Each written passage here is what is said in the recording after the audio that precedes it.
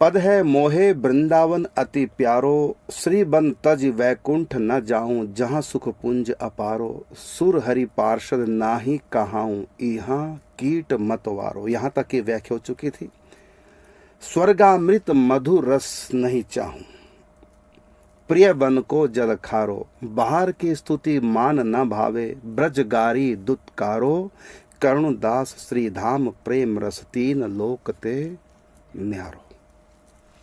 सचमुच में जो इस व्याख्या को श्रवण कर रहे हैं 18 दिनों से, तो उनके रोम रोम में, मन मति में वृंदावन की वो माधुरी छा गई। सभी के मन में भाव कि मोहे वृंदावन अति प्यारो। अब सबको वृंदावन प्यारा लगने लगा है। पहले दिन ही व्याख्या जब प्रारंभ हुई थी, प्रथम दोहे की व्याख्या में हमने कह दिया था इस बात को कि जो भी इस ग्रंथ को सुनेगा ब्रज में आकर बसेगा, या ब्रज उसके हृदय में आकर बस जाएगा। अभी तो केवल 4 पदों की व्याख्या हुई, अभी तो पूरा ग्रंथ बाकी है। जब 4 पदों ने इतनी चाहत जगा दी, रोम रोम में वृंदावन बस गया। जब ये स्थिति 4 पदों में, अभी तो 21 पद और हैं। तो इन पदों की व्याख्या को, पदों को जो सुनेगा, जो पाठ करेगा, चिंतन मनन करेगा, उसके हृदय में वृंदावन आकर बस जाएगा और स्वयं, या फिर स्वयं वृंदावन में आकर बस जाएगा। अर्थात वृंदावन उसको पकड़ लेगा, क्योंकि वृंदावन ठाकुर जी ये कानों के माध्यम से हृदय में आते हैं और संसार आँखों और कानों के माध्यम से। तो संसार हमारे भीतर आता है 2 रास्तों से, आँख और कान, और ठाकुर जी हमारे अंतःकरण में आते हैं कानों के रास्ते। आंखों के रास्ते नहीं आएंगे। दुर्योधन ने दर्शन किए श्री कृष्ण के, नहीं आए उनके हृदय में। कंस ने भी दर्शन किए, रावण ने दर्शन किए, किसी के हृदय में नहीं आए। आंखों के रास्ते परमात्मा हृदय में नहीं आते, वो आते हैं कानों के रास्ते। इसलिए कहा सुनो सुनो, श्रवणम कीर्तनम। सबसे पहली भक्ति प्रहलाद ने क्या कही? श्रवणम, सुनो। सुन सुन कथा मुझे लब हो गया, और पता भी ना चला जाने कब हो गया। तो कानों के रास्ते परमात्मा अंतःकरण में आते हैं। वृंदावन भी कानों के रास्ते आ रहा है। कितने लोग हैं जो इस कार्यक्रम को सुन रहे हैं, कभी वृंदावन नहीं आए और सुन रहे हैं। कहते मेरी सहेली ने लिंक मेरे पास भेजा, मैंने पहले वाले भी सुनने प्रारंभ कर दिए, अब तो मैं जरूर वृंदावन आऊंगी, जरूर वृंदावन आऊंगी। यह है सुन सुन करके कानों के रास्ते। भगवान, भगवान की लीलाएं, भगवान का धाम हमारे अंतःकरण में आता है। क्या बताऊं, अभी 4 दिन पहले हम 108 कुटिया बरसाना गए थे। एक ऐसी विचित्र अनुभूति हुई, आज से पहले कभी नहीं हुई थी 108 कुटिया को लेकर। अभी क्योंकि 24 घंटे मैंने वृंदावन में घूम रहा है ना, तो जब 108 कुटिया में हमने एंट्री की, तो वहां की हरियाली को जब देखा, वहां छोटी छोटी पहाड़ियां बनी, निकुंजे बनी, उनको जब देखा, देखते ही उद्दीपन हो गया वृंदावन का। और कोई मेरी बात पे विश्वास नहीं कर पाएगा, उस समय मुझको ठंडी ठंडी हवाएं लगने लगी, अतिशय भाव के कारण से। धरती इतनी गर्म थी, 11:30 पौने 12 बजे का समय था। धरती इतनी गर्म थी, मुझको नहीं लगी गर्म, ना गर्म ना ठंडी, ठीक ठीक। मैंने कोई मतलब नहीं गर्मी से, कोई ऐसा वो नहीं लगा। और जब तुलसी जी को मैंने प्रणाम किया, मैं वहाँ खड़ा ही रह गया रास्ते में। वृंदावन को अब देखने में 108 कुटिया बाहर से, लेकिन भीतर से वृंदावन को देख रहा हूँ। ठंडी ठंडी हवाएं चल रही है। मेरे बगल में किशोर सुन जी थे उस समय, तो मैंने किशोर सुन जी कहा आज कितना सुहावना लग रहा है। और जबकि उस समय क्या था बताओ, जून का महीना, अभी 4-5 दिन पहले की बात, और 12 बजे का समय, और धूप में मैं खड़ा हूँ। कितनी कड़ाके की गर्मी होगी उस समय, पूरी कड़ाके की धूप पड़ रही थी। और मैं किशोर सुन जी से कह रहा हूँ कितना सुहावना, कितना अच्छा लग रहा है। काफी देर वो खड़े, आगे बढ़ने का मन नहीं करा, बस देखता हूँ दिव्य वृंदावन को। और उस समय श्याम बाबा मेरे बगल में, उन्होंने मुझको कहा कि आप, इतनी धरती गर्म हो रही है, आप यहाँ खड़े हैं, चलिए ना आप आगे। तो जब उन्होंने कहा, तब भी मैं उस समय सोच रहा हूँ, क्योंकि आधे नशे में था। उस समय सोच रहा हूँ गर्म क्यों कह रहे हैं इसको, क्योंकि गर्म मुझको लगे नहीं रही थी, बल्कि चंद्रिका को कितनी गर्मी लगी, वो साइड में होगी धूप में खड़े कि महाराज जी पत्नी कब तक खड़े रहेंगे। वो पीछे देखना, आप वीडियो में देखना वीडियो में, क्योंकि वो पीछे वीडियो बना रहा था। तो उस समय मैंने जो वीडियो बनाई, मैंने देखी वीडियो कि उस समय वीडियो में क्या आया था कि जो पीछे ये अपना हरिशरण जी बना रहे थे। तो मैंने देखा जब वीडियोस को कि उस समय जो मेरी अनुभूति, तो वीडियो में यदि उन्होंने बनाया तो मैंने उनसे पूछा, कहता मैंने बनाई है। मैं कहा दिखाओ, तो मैंने देखा, तो उस समय देखा कि धूप में खड़ा नहीं हुआ जा रहा किसी से भी। और मेरी अनुभूति की ये क्यों कह रहा है कि गर्मी है इतनी, कहाँ गर्मी है मेरे को बाहर की भी होश है और भीतर दिव्य वृंदावन। मैंने ऐसा नहीं कि वो वाला वृंदावन, यही 108 कुटिया दिखाई दे रही मुझको, ये सब दिख रहा है, लेकिन भावना नहीं ये हो पा रही है कि 108 कुटिया। इसी को मैं वृंदावन, पूर्ण रूपेण वृंदावन मान चुका हूं, इतने भी शंका नहीं। और मेरे मन में उस समय प्रश्न उठा कि मेरे को यहाँ से चलने के लिए क्यों कह रहे, कहाँ गर्मी कहाँ है, मुझको ठंडी हवा लग रही, जून का महीना धूप में खड़ा हूं और पत्थर का फर्श पक्का था, तो मैं उस पर खड़ा आराम से नंगे पाँव। तो मेरे को श्याम बाबा ने टोका कि आप चलो ना यहाँ से, कितनी गर्मी खड़े आप गर्मी में। उस समय सोचता हुआ कि गर्मी क्यों कह रहे हैं ऐसे करके, और चुपचाप आगे चल दिया। तो जब भाव करेंगे वृंदावन का, तो वही वृंदावन। पूज्य श्री राधे बाबा कहते हैं ना उसमें सत्संग सुधा माला ग्रंथ में, जहां भी तुम हो, कोई भी वृक्ष तुमको दिखाई दे, ये भाव कर लो वृंदावन का वृक्ष है, और साथ भाव कर लो उसके नीचे प्रिया प्रीतम खड़े हैं। कोई भी सुंदर पार्क देखो, भावना कर रहे हो कि वृंदावन का पार्क। आंख बंद करके चिंतन करने की आवश्यकता नहीं, आंख खोल करके बाहर का जो सुंदर बगीचा दिखाई दे रहा पार्क, उसी को वृंदावन मान करके और अच्छी तरह से दर्शन करो, उन भाव में खो। सचमुच में जब भाव में हम गहरे उतरेंगे तो अनुभूतियां होने लग जाएंगी। तो मैं उस समय कुछ कह नहीं पाया, ये सोचने लग गया मेरा दिमाग उस समय कि ये ऐसा क्यों कह रहे हैं कि गर्म धरती, गर्म कहाँ है। फिर स्पेशल मैंने वीडियो देखी कि उस समय मेरी स्थिति क्या थी, और कई बार देखी वीडियो। उस समय देखा चंद्रिका भी बगल में खड़ी, उसको खड़ा नहीं हो जा रहा, ऐसे मुंह बना से को साइड में हो गई उधर छाया में मैंने उसमें देखा कि मेरे को क्यों नहीं गर्मी लग रही उस समय। तो मोहे वृंदावन अति प्यारो, तो 108 कुटियों को नजारा देख करके वृंदावन का उद्दीपन हुआ दिमाग में। फिर परिक्रमा की मंदिर की, कुंज महल सरकार की।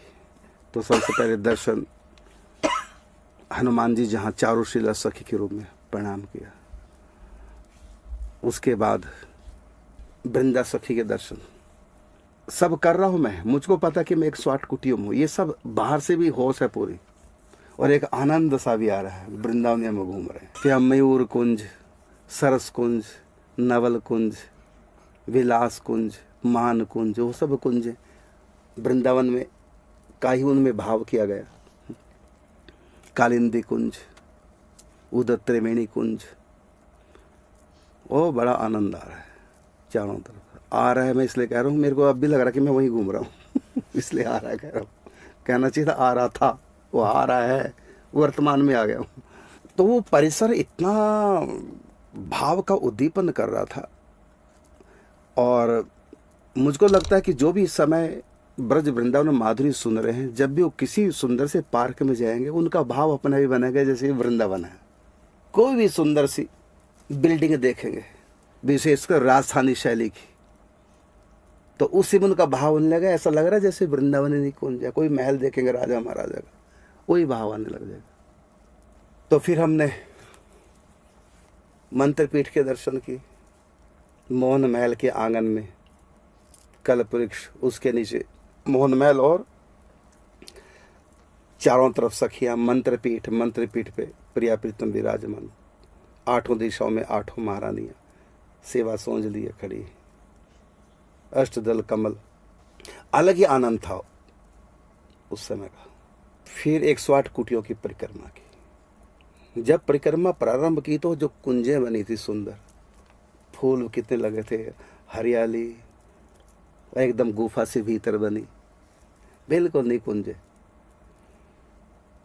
फिर पूरी परिक्रमा की, संतों की कुटिया, जैसे आज से 500 साल पहले वृंदावन बंद था, उसमें बीच बीच में संतों की कुटियां हुआ करती थी, वैसे ही भाव बनने लगा। देखो वृंदावन में संतों की कुटियां हैं, सब 108 कुटियां,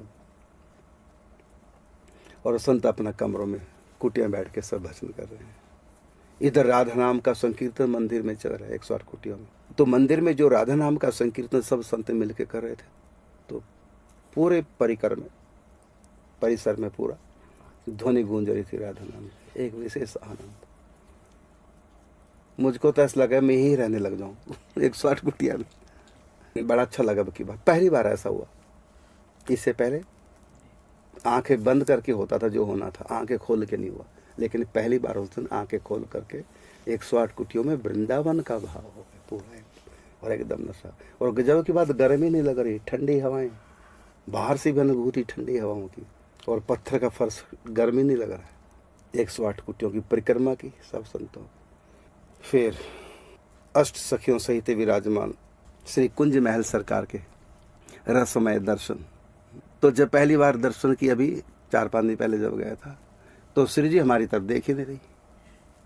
फिर ठाकुर जी की तरफ दर्शन किए तो वो भी हमारी तरफ नहीं देख रहे क्योंकि छवि ऐसी है ना कि श्री जी भी टेढ़ी है, ठाकुर जी की तरफ हल्का सा मुख किए, और ठाकुर जी भी टेढ़े हैं, हल्का सा मुख श्री जी की तरफ किए। मैं उस समय भूल गया कि भाई छवि स्थापना ही ऐसी है ना, सीधे ठाकुर जी नहीं है ना राधा रानी।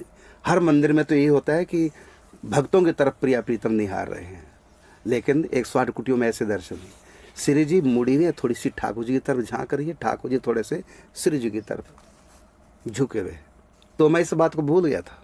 मैं बार बार सोच रहा हूँ मेरी तरफ क्यों नहीं देख रहे, मेरी तरफ क्यों नहीं देख रहे। फिर दिमाग में बात आई, भाई 108 कुटिया के प्रिया प्रीतम है, इनकी स्थापना इसी ढंग से कर की। हर बार मैं अंदर जाता था निवृत्त निकुंज में, हर बार अंदर जाता, मैं भूल गया इस बात को। आपने देखा होगा हर बार मैं जब भी 108 कुटिया जाता हूँ तो भीतर जाता हूँ निवृत्त निकुंज में, लेकिन अब की बार नहीं गया।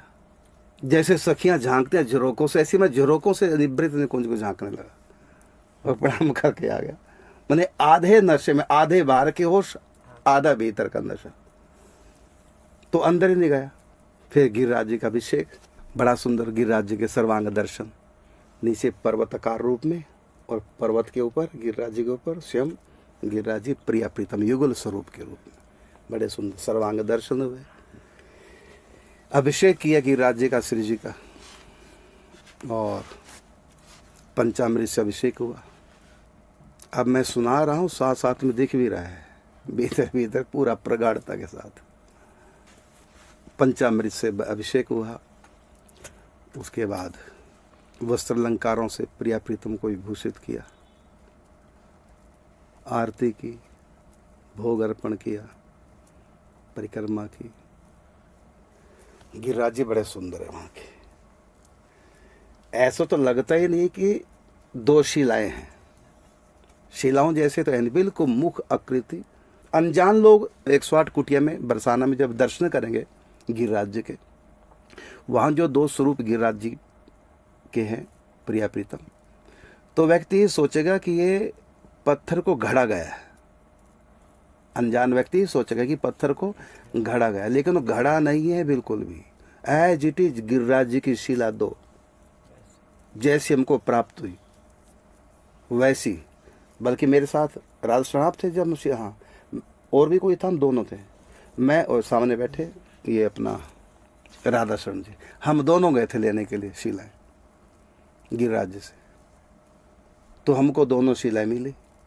श्री जी तो महाराज जी बिल्कुल ऐसी थी। पहले तो ठाकुर जी मिले, 1-1.5 किलोमीटर जब आगे बढ़े, जंगल ही, पहाड़ों में, वो तो बहुत भयानक भी था, सांपों का रास्ता था, बहुत रास्ता डरावना भी था, लेकिन आप थे तो मुझको डर नहीं लगता था, ना तो मैं अकेले डर जाता। कभी गया ही नहीं इतना घना जंगल में।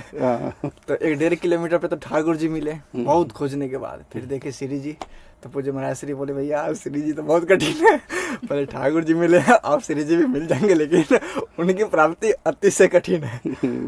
फिर लेकिन बहुत करुणामयी कृपामयी, ठाकुर जी तो बहुत ढूंढने से मिले, एक एक पत्थर को छूते कि जो महाराज श्री तो ढूंढ रहे थे कि जो बिल्कुल चिकना सा हो, आप तो महाराज श्री ऐसा ढूंढ रहे थे जो बिल्कुल चिकना सा हो, खाली सपाटा सा, प्लेन सा, तो उसमें आराम से आकृति नेत्र वगैरह बन नेत्र वत्र बना देंगे। लेकिन ठाकुर जी बिल्कुल शेप में मिले। हाँ शेप में मिले, माने चिकना ही नहीं, कान भी है, नाक भी है ठाकुर जी के, बिल्कुल मुखाकृति के रूप में। फिर हमने कहा कि ऐसी सृजी मिलनी चाहिए, एकदम गोल मटोल सी, लगना नहीं चाहिए कि ये शिला है। फिर जब लगा हमारा श्री अन्योर के पास पहुंचे, गोविंद कुंड के सन्निकट, चलते चलते अंदर जंगल जंगल बिल्कुल पहाड़ जी, तो 3 किलोमीटर निकले हम। बिल्कुल श्री जी बिल्कुल खुले मैदान में बीच में मिली, बिल्कुल एकदम बैठी हुई, एकदम बैठी हुई, जैसे कि हमारी राह देख रही है। गोल मूल चेहरा, कान भी दोनों है शिला में ही, मुखारविंद है जी, हाँ, और पीछे जूड़ा भी है। मैंने शिला में ऐसा स्वरूप हमको प्रकट मिला, दूर से लग गए थे जी, बिल्कुल किशोरी जी बैठी है। फिर गिरा शिला दोनों, उनकी स्थापना 108 कुटियों में की। तो जो अनजान व्यक्ति आएगा, जिसको ये बात नहीं पता, वो तो ये सोचेगा कि ये छैनी थोड़ी से घड़ करके ऐसा गोल मटोल मुखाकृति बनाई गई, जबकि ऐसा नहीं, वो नेचुरली हमको ऐसे मिले। अब देखो राधा शरण जी उस समय मेरे साथ, हम दोनों थे, ढूंढने गए, दोपहर था, धूप का समय था, हम बढ़ते गए, मिलेंगे। फिर प्रार्थना की हमने, जब काफी ढूंढा मिली नहीं, फिर प्रार्थना की पूछन से कि मिल जाओ कहाँ हो। पहले ठाकुर जी मिले, फिर बाद में श्री जी मिले। तो ऐसा स्वरूप है, बिल्कुल कान भी एकदम दिखाई देते हैं, नेचुरल, और श्री जी में पीछे जूड़ा, नेचुरल एकदम, मुखाकृति पूरी। तो नेत्र फिर लगाए गए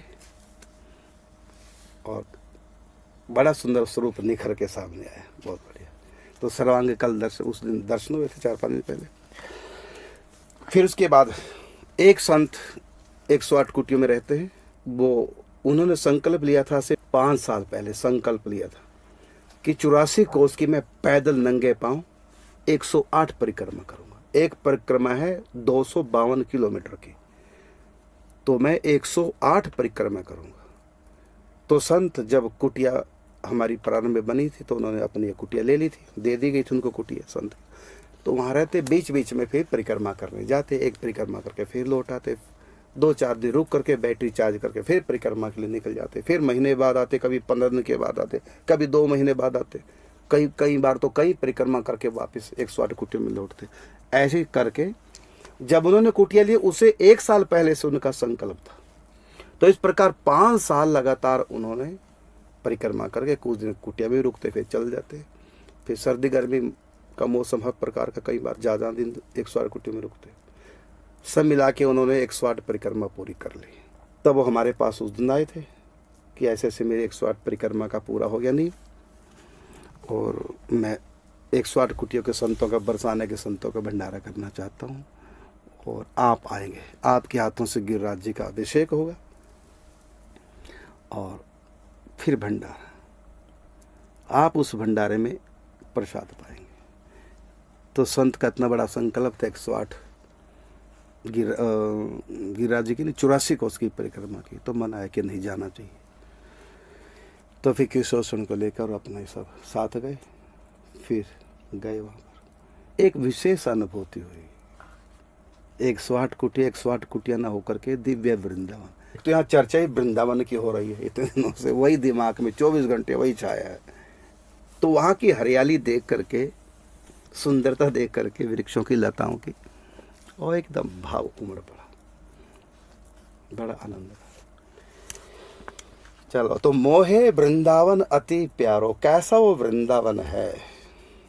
कहा कि स्वर्गामृत मधुरस नहीं चाहूं, प्रिय बन को जल खारो। ये 5वें नंबर पद की 4थी पंक्ति है। स्वर्गामृत कहते, मैं स्वर्ग का अमृत भी नहीं चाहता, किसी प्रकार का कोई मधुर से मधुर रस भी नहीं चाहता। ब्रज का खारा पानी मिल जाए, उससे मैं गुजारा कर लूंगा। खारा पानी ब्रज का उस अमृत से भी कई गुना अधिक श्रेष्ठ है, क्योंकि ब्रज में अक्सर सब जगह खारा पानी है। तो ब्रज में भले खारा पानी मिले, हम खारा पानी पीकर ब्रज में रह जाएंगे, लेकिन हमें स्वर्ग जाकर वहाँ का अमृत नहीं चाहिए, किसी प्रकार का कोई मधुर रस नहीं चाहिए, मधुर रस नहीं चाहिए। कारण क्या, यहाँ के खारा जल ब्रज का, और स्वर्ग का अमृत क्यों नहीं चाहिए, जिसके लिए देवता तरसते हैं। स्वर्ग अमृत में एक विशेषता कि वो अमर तो कर देगा, लेकिन पुण्य और भोग की शर्तों पर अमर करता है कि जब तक इसके पुण्य पूरे न भोग ले तब तक हम इसको मरने नहीं देंगे। वहाँ का स्वर्ग अमृत की ये विशेषता। और यदि किसी के पुण्य ही अधिक है कि वो जब तक मनवंतर पूरा ना हो जाए तब तक उसकी आयु भोग समाप्त नहीं होंगे, तो मनवंतर तक की आयु कर दे। मनवंतर किसको बोलते हैं जानते हो? कलयुग की आयु है 4,32,000 वर्ष की, और द्वापर की आयु है 8,64,000 वर्ष की, त्रेतायुग की आयु है 12,96,000 वर्ष की, इसी प्रकार सतयुग की आयु है 17,28,000 वर्ष की। चारों युगों को मिलाकर के एक महायुग या चतुर्युगी बनता है। तो एक महायुग की अर्थात चारों युगों की आयु मिलाकर के बनता है 43,20,000 वर्ष की। ये तो है एक चतुर्युग की आयु, मतलब चारों युगों की आयु है। तो एक मनवंतर कितना होता है? तो 71 चौकड़ी का एक मनवंतर होता है। तो यदि 43,20,000 जो चारों युगों की आयु है उसको 71 से गुना कर दिया जाए तो बनेगा 30,67,20,000 वर्ष। यह है एक मनवंतर की आयु। तो स्वर्ग का कोई अमृत पी ले अधिक से अधिक उसकी आयु 71 चौकड़ की हो जाएगी, मतलब 30 करोड़ से थोड़ा सा अधिक, इतनी आयु हो गई। लेकिन अंत में उसको भी धरती पे आना पड़ेगा। और ब्रह्मा की आयु कितनी बड़ी है सोचो जरा। गीता में कहा ना, आ ब्रह्मूना लोका पुनरावर्तिनो अर्जुना। ब्रह्म लोक तक सब जन्म मरण के चक्कर में सबको धरती पे आना पड़ेगा। आ ब्रह्मूना लोका पुनरावर्तिनो अर्जुन, सब पुनरावर्ती मतलब जन्मने मरने वाले। ब्रह्मा की आयु जानते हो कितनी है? जैसे एक कल्प की आयु ब्रह्मा का एक दिन है। 14 मनवंतर जब बीत जाएंगे तब ब्रह्मा का एक दिन है। और एक मनवंतर की आयु कितनी जानते हो? वो मैंने बताया 30 करोड़ से थोड़ा सा अधिक। ये एक मनवंतर की आयु है। ऐसे 14 मनवंतर की तो इसको 14 से गुना करें तो ये बन जाएगी 14 मनवंतरों की आयु, अर्थात एक कल्प की आयु। एक कल्प की आयु है 43,20,000। ये तो महायुग की आयु है। तो एक कल्प कितना होगा? तो 1000 महायुग जब बीत जाएंगे तब एक कल्प होगा। अब इसको हजार से गुना करो तो ये बनेगा 4,32 करोड़ वर्ष। ये तो ब्रह्मा का दिन है जिसको कल्प कहते हैं। इतने समय की ब्रह्मा की आयु, तो 4,32 करोड़ को दुगुना कर दो, ये बनेगा 8,64 करोड़। ये है ब्रह्मा के एक दिन की आयु। अब ब्रह्मा की आयु का एक दिन है ये। अब ऐसे 30 दिन ब्रह्मा का एक महीना, तो ब्रह्मा के एक महीने में मनुष्यों के बनेंगे 259,20 करोड़ वर्ष। और फिर 12 मास लगाओ, फिर 12 से गुना करो, ये बनेंगे 3,11,04 करोड़ वर्ष। और इस प्रकार ब्रह्मा के 100 वर्ष की आयु में उसको फिर 100 से गुना करो, ये बनेंगे 311 नील 4 खरब। ये ब्रह्मा की पूर्ण आयु है। यदि कोई धर्म कर्म के प्रभाव से ब्रह्मलोक में भी चला गया तो वो 311 नील और 4 खरब वर्ष बिता करके महाप्रलय के बाद जब दोबारा से सृष्टि रची जाएगी फिर उसको इसी धरती पे जन्म लेना पड़ेगा। बताओ, उस धर्म रूपी अमृत पी ले कोई, धर्मामृत मिदम, धर्म रूपी अमृत कोई पी ले तो ब्रह्मलोक में जा करके वो एक कल्प तक वहां रहेगा। और जब प्रलय आएगा फिर उसको दोबारा आना पड़ेगा। यदि ब्रह्मलोक ब्रह्मा जितनी आयु उसकी हो जाए तब भी उसको 311 नील 4 खरब वर्षों के बाद उसको भी दोबारा धरती पे आना पड़ेगा। और स्वर्ग का अमृत कोई पी ले तो केवल एक मनवंतर की आयु, और एक मनवंतर कोई ज्यादा बड़ा नहीं है। 30 करोड़, एक मन 30 करोड़ थोड़ा सा ज्यादा, यदि स्वर्ग का अमृत पी ले। ये तो हो गया स्वर्ग के अमृत की बात। यदि कोई वृंदावन का खारा पानी पिए वृंदावन बस के, अब यहाँ के पानी की बात। यदि कोई वृंदावन का खारा पानी पिए मतलब वृंदावन का जल पिए तो जल कंठ से नीचे जो ही उतरेगा, उतरते ही वो धीरे धीरे व्यक्ति के पापों का तो परिमार्जन करेगा, साथ में उसमें प्रेम रस का संचार करेगा।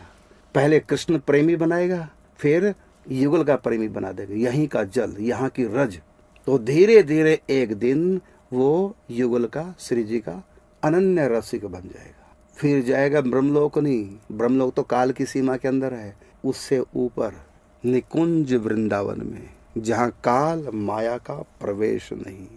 ये किसका चमत्कार? यहाँ के जल का। तो इसलिए कहा गया कि स्वर्ग अमृत मधुरस नहीं चाहूं, क्योंकि स्वर्ग का अमृत एक मनवंतर तक अधिक हमको स्वर्ग का सुख दे सकता है, फिर वापस दुनिया में जन्म लेना पड़ेगा। इसलिए कहा कि स्वर्ग अमृत मधुरस नहीं चाहूं, प्रिय बन को जल खारो। हमें वृंदावन का खारा जल ही प्रिय है, क्योंकि यहाँ का जल पीकर, यहाँ की रज में निवास करके अंत में हमको युगल के चरणों में परम विश्रांति प्राप्त होगी, परम प्रेम धन की प्राप्ति होगी यहाँ का जल पीते ही। और बाहर की स्तुति मान न भावे, ब्रज से बाहर की हमको स्तुति अच्छी नहीं लगती, मान अच्छा नहीं लगता, क्योंकि बाहर की स्तुति मान क्या करेगा, हमारे अहंकार को ही तो बढ़ाएगा।